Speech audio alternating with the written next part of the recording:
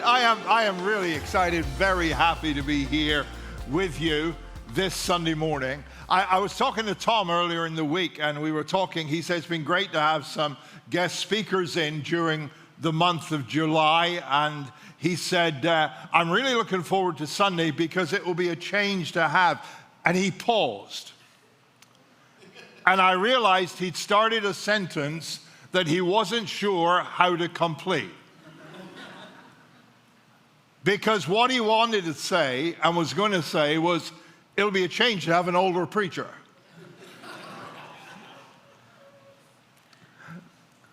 Or shall we just say seasoned, experienced? Who knows? It's a great joy to be here with you today. When I was driving along Sunrise Highway, coming west to be with you this morning, passing the signs on Sunrise, I saw Bayshore, obviously, and whenever I go past Bayshore or through Bayshore, it takes me back to 5 years ago. 5 years ago, I ran the Great South Bay Race in Bayshore. Yeah, I know I was a few pounds lighter then too.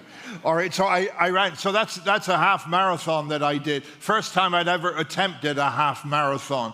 And although it was September, it was a cold, misty rain, blustery Saturday morning. And as I stood there at the starting line, surrounded by crowds of runners, all of whom are at least 50 years younger than I was, with their designer athletic wear and their earbuds in, pods, what are those things? The things stuck in their ears that cut them off from the rest of the world, right? Okay, so they're all there already, and I thought, what am I doing here? Why am I here? And then for a second, I thought, I'm not going to do this. Forget it. And then I thought, no, I can't really do that. Here's what I think I might do. Now, don't think badly of me. You don't even know me yet, and I'm going to give you a bad impression. But anyway, I thought, maybe I'll just start the race and at some point, trip on purpose and hopefully not hurt myself too much and say, oh, well, I can't go on. And then I can go home and say, oh, I fell and I hurt myself. And then I thought, no, because I might mess up the fall and break a leg, so I don't want to do that. So the race started. I started the race, and it kicked my butt. And it was, I don't know why. I've been practicing for it, training for it the whole of the summer, and it really kicked my butt. But I kept pushing myself, and I kept going. And when I crossed the finish line, and they put the medal around my neck, you know what I did? I shed a tear because I felt I did it. I did that. I was fourth in my age group. It was pretty good, right? Yeah, thank you. Thank you. There were only 4 of us, but we won't go there, okay? We won't go into that. There were just the 4. But you know what? I kept pushing. And I've still got that medal. It's prominent in my office because it was finishing it that really mattered. There was something that I was looking forward to. When Walt Disney when Disney World opened in Florida, Walt Disney had died, actually. And he never saw the finished thing. And at the opening, someone said to his wife, what a pity Walt never got to see this. And her reply was, if he hadn't seen it, we wouldn't be standing here today. He was looking forward to the end result, which brings me, I am going to get to the Bible, don't get worried, all right? Which brings me to the New Testament book of Hebrews. It says of Jesus, for the joy set before him, he endured the cross.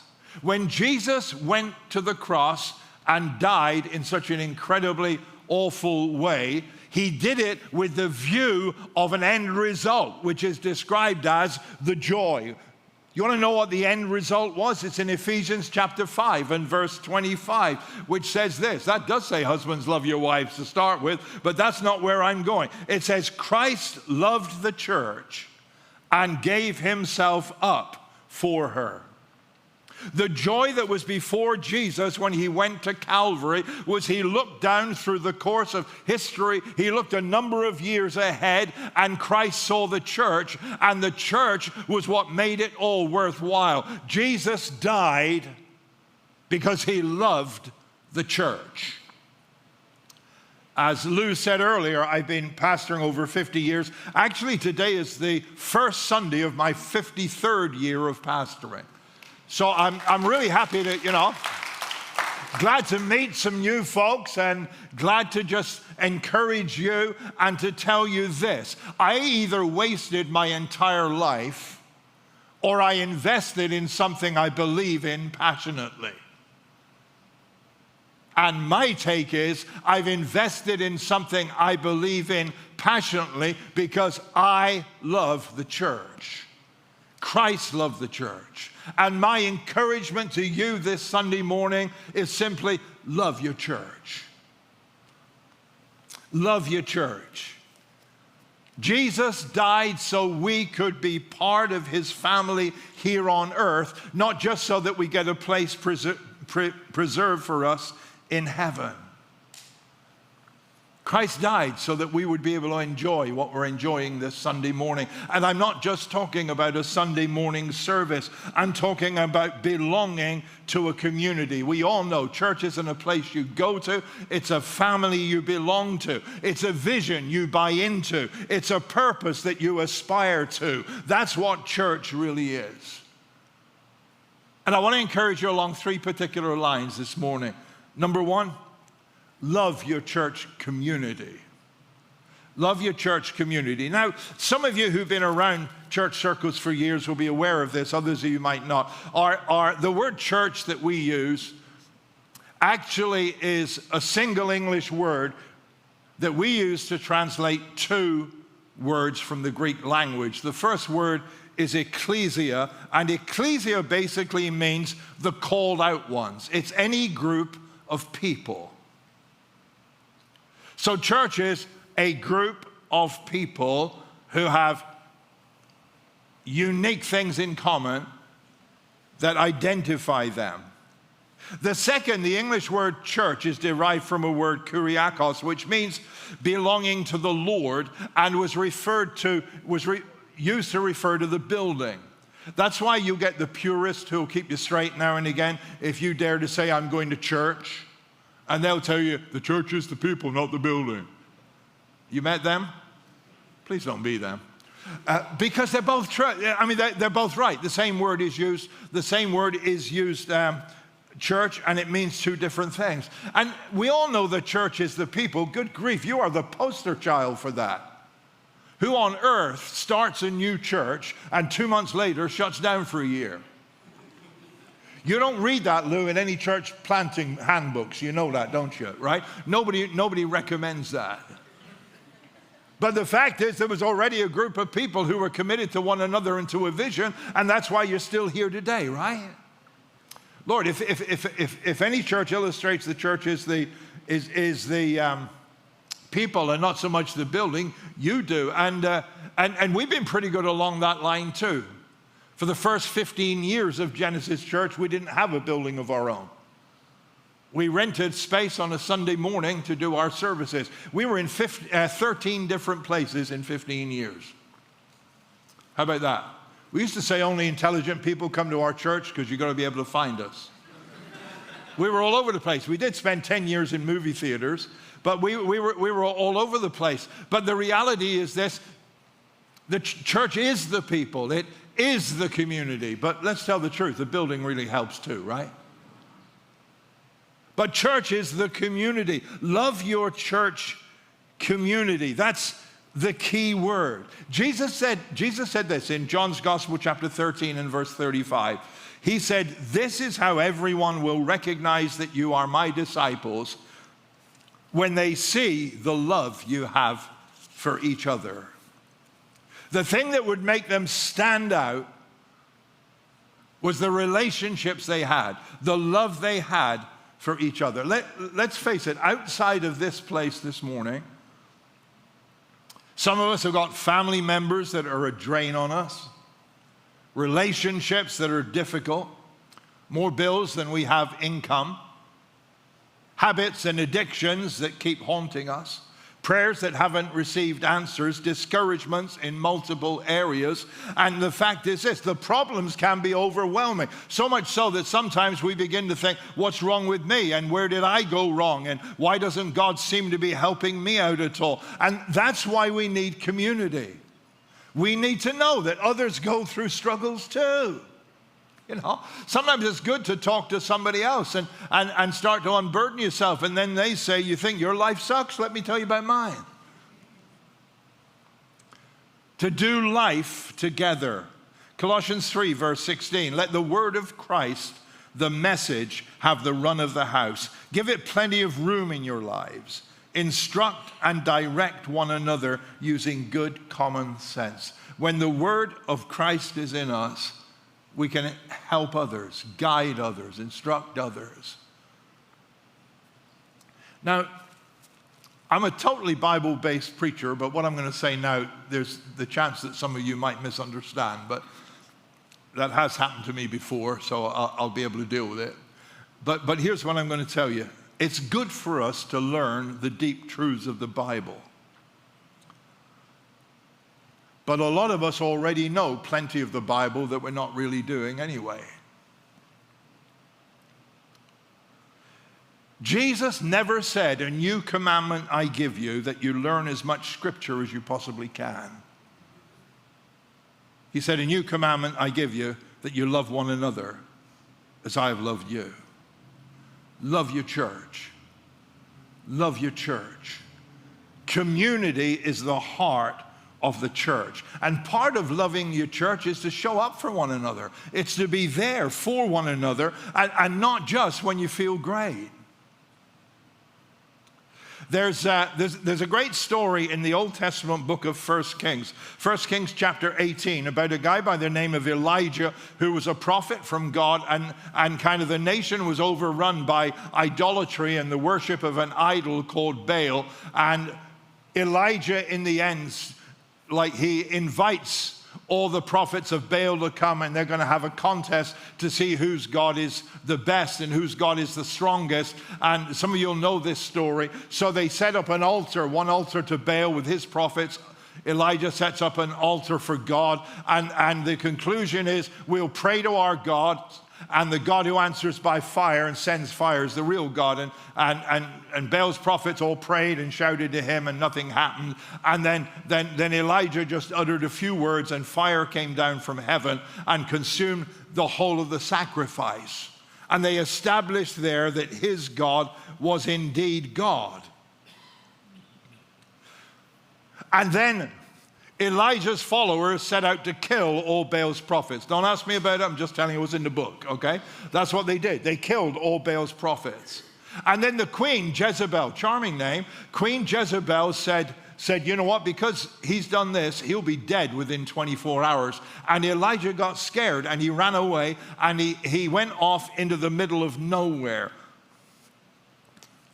And in the middle of nowhere, God found him. Here's what it says in 1 Kings 19 and verse 9. When he got there, he crawled into a cave and went to sleep.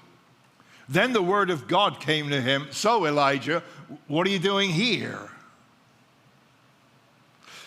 So here's Elijah's response. I've been working my heart out for the God of the angel armies.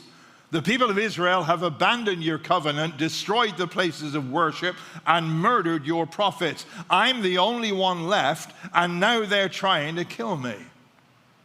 So Elijah says, I'm here because, I'm the only one who's left, and I'm totally isolated, and I'm scared to death. The reality is, at the time he ran away, everybody was actually celebrating the greatness of God. But fear and fatigue clouded his vision. I want to tell you something today. Isolation is never the answer. Never the answer. Apart from anything else, God said to Elijah, verse 18, he says, by the way, I'm preserving for myself 7,000 souls, the knees that haven't bowed to the god Baal, the mouths that haven't kissed his image. So God's saying here, you know what? You've got it all wrong. When we're isolated and by ourselves, we can get a very distorted picture of things. Elijah said, I'm the only one left. God said, no, you're not. There are 7,000 people that are still faithful to me. But he didn't see that when he was alone.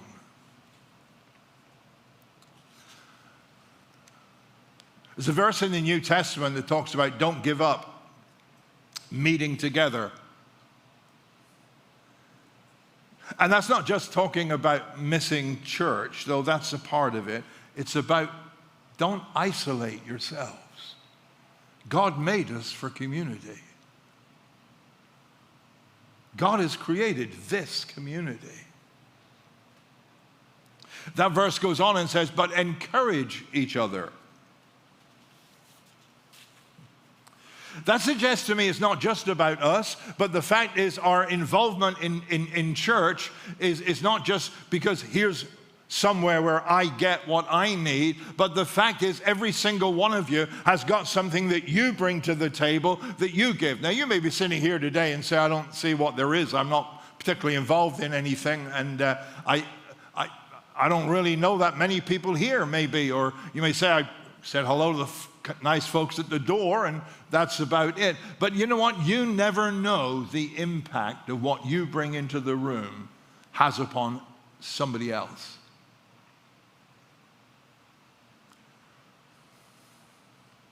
The other Sunday after service, a lady said to me, I just want to thank you. You made my day. I said, well, that's wonderful. In what way? She said, you said hello when I came in. Like, really? But I don't know where she came from. I don't know what her life's like. I don't know what the background is. All she knew was somebody who was glad enough that she was there, that they said hello to her. We're not here just for ourselves. We're here for one another. Love your church community. Lean into your church family.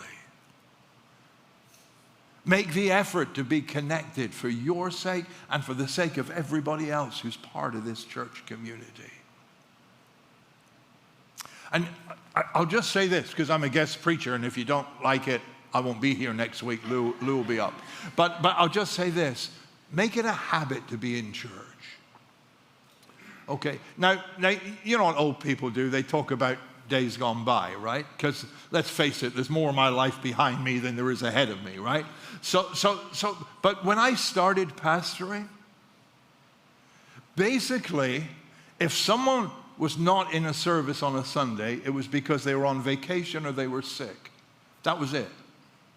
Otherwise, being together became a priority. We've loosened up a lot of that lately. Okay? Some of you are thinking, yes, he is a grumpy old man. No, I'm not.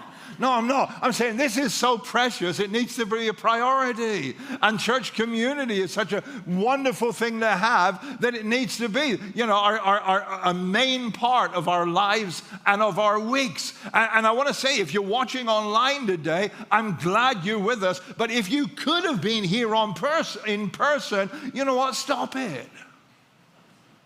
Church community needs to be a priority. Then the second thing I want to say is love your church culture. Love your church culture. I was reading some stuff by a guy named Sam Chand, who was a church consultant. I have no idea what that is, but that's what he is. He is a church consultant. Here's what he said. It is the atmosphere, church culture he's defining. It is the atmosphere in which the church functions. It is the prevalent attitude. It is the collage of spoken and unspoken messages. A church's culture is what you sense. It's what you feel. It's what you pick up from how things are and how people are talking around about you. Love your church culture. Every church is different. It's meant to be. Lord, look at the person beside you. They're different from you, aren't they?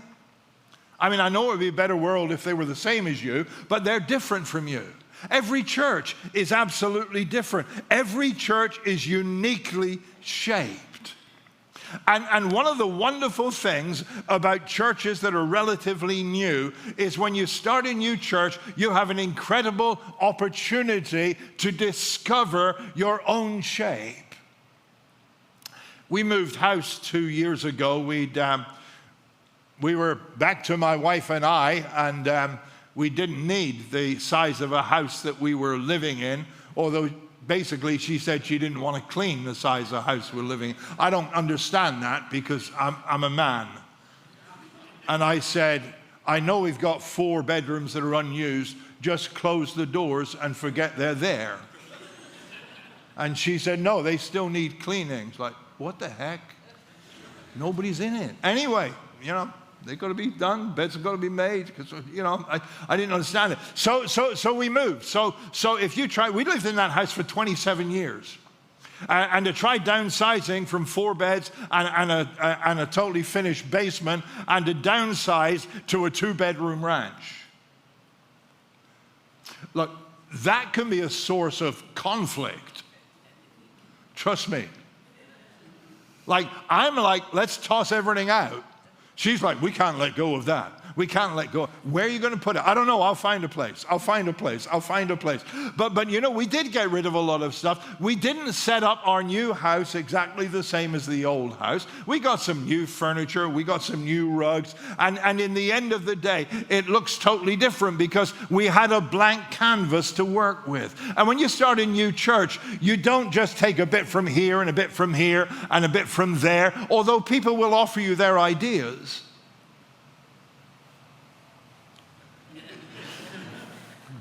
You know what I think would be good? In my last church, we used to do this. It's like, yeah, but you left it. So don't try to replicate here what you left before. Let's be bold enough to do something that's brand new and unique that is community church. Let's grow a new church and see how God wants us to take shape. I love that. I am so excited to be with folks who are starting churches. I love it. They're insane. No, they are. No, seriously. I'm not speaking, derogative. That word. I'm not speaking like that. I'm just saying you've got to be a certain brand of nuts to start a church. Now I know that because I started 2 churches in my life, and I'm a double brand of nuts then, right? So I know that, I get it, I understand it, but because, you've got nothing established, nothing guaranteed, nothing there that you know for sure. All you know is you've got a passion in your heart to do something for Jesus, and you're trusting God to guide you and to help you and to shape you. And I want to tell you this, every single person here today who's a part of this church family, God bless you. You're on board for an adventure. Don't try to make it boring. Keep going along with what's exciting and what's meant to be different about community church. Love your church culture. In a healthy church culture, we value everyone, we respect everyone, we accept everyone. I love a church culture where there's no politics, there's no pretense, there's no pressure. And there's no personalities. There was a lady came to me a few weeks ago at the end of a service, and she said, this is my 2nd Sunday here. I needed to talk to you and tell you, you are amazing. And I said, you are clearly a very perceptive, God-guided lady. No, here's what I really said. I said, thank you, but I'm actually pretty ordinary. God is the amazing one in this place. And you know what? A church culture which isn't driven by personalities, by pressure, by politics, is the church culture that we want people to be a part of. A culture where people want the best for you, see the best in you, and encourage the best from you. Philippians chapter 2 and verse 3 says this, do nothing out of selfish ambition or vain conceit. Rather, in humility, value others above yourselves. I love a church culture that says to anybody and everybody, we value you. You matter. You are important. Because people come in these doors who outside have questions about their own worth and about their own value. Their lives are crumbling. They may have nobody who speaks positively to them. Their self-image could be absolutely, really at a very, very low ebb. But they come in these doors and the message they get, unspoken word, the culture that they step into is a culture where they realize that they absolutely matter. That's a healthy culture. I love a church where you can come in the door, throw your coat on a chair, kick your shoes in the corner, settle down in comfort, exhale softly, and whisper, I'm home. Because you're in what Jesus called my Father's house. On second thoughts, maybe just leave your shoes on, but you know the deal. And you know, the church culture, any one of us has got in any one of our churches, isn't going to suit everybody. In our cafe area, in our church, somebody pointed out a lady to me one Sunday morning before service, and she'd been visiting because we do meal delivery to a lot of seniors who live not far from our church in a low-income seniors in some assisted housing, and we take the meals, and we've been taking meals to this lady for a while, and she was there, and I heard she wanted to come and just see how we worship. So I thought, you know, I'll go over and say hello. She had a big Bible on the table in front of her, and I went and sat down and said, hey, nice to see you, and we chatted for a little bit, and she said what her church background was, and her church background is not so widespread here. Back in England, where I come from, it's a denomination that's pretty well known, but they're very rigid. So I said to her, our service, you know, is going to be very different than what you're used to. She said, well, I came because I want to see the differences. I said, that's good. I said, I'll tell you one big difference. You don't believe in women preachers, do you? She said, no. I said, we got a woman preaching this morning. And she said, that's not biblical. That's not right. I can't listen to that. And I talked her down for a little bit, and she stayed. Now, she never came back, but she stayed. Listen, our church culture, hey, there's a woman preaching there this morning in my place. Our church culture, your church culture, isn't everyone's church culture, but it's yours. Love your church. Love your church culture. And if you love it, be intentional about inviting others to join it. And then thirdly, let me say this, love your church's commission. Love your church's commission. We were 15 years without our own building. 10 years ago, actually next Saturday will be 10 years since we got our own place. And right the way down, our cafe area runs down one side of the building, and then there's the auditorium. But there's a long wall that runs about the whole length of the building. And on that wall, in large, large letters, it says this: for the unconnected, the disconnected, or those just plain disappointed with church, we exist, in the words of Jesus, to seek and to save those that are lost. And that's there. That's there. That's there for all of our folks to see and for us constantly to remind ourselves of. That's there for our guests to see. We exist to seek and to save that which is lost. Listen, the church only has one purpose, and that's Jesus' purpose. Jesus came to seek and to save those that were lost. And every church shares that commission. And every church community needs to buy into and be totally committed to that particular directive of Christ. When he said in Matthew 28, go and make disciples of all nations, baptizing them in the name of the Father, the Son, and the Holy Spirit, and teaching them to observe everything I've commanded. And surely I'm with you always. Love your church's commission. You know what? We're not here for us. We're here for those who aren't here. Okay, I don't know how you do things here, Lou, so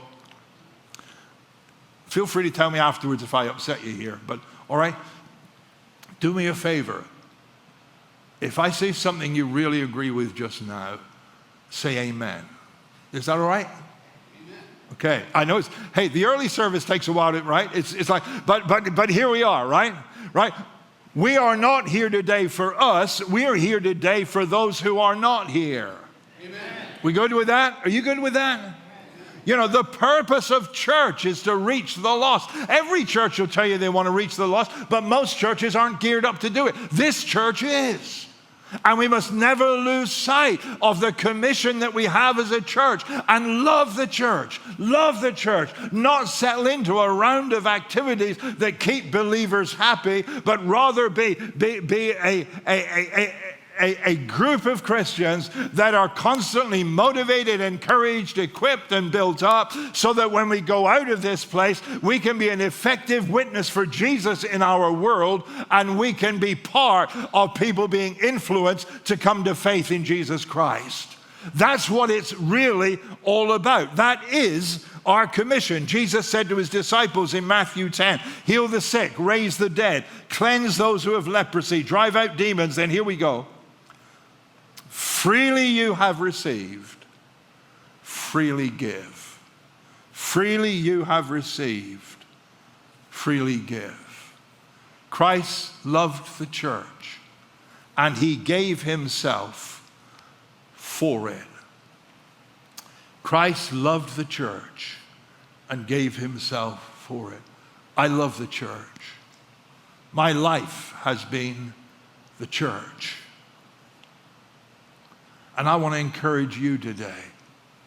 God has made you a part of what was Jesus' goal and what he died for. Love the church. Love your church. Be committed.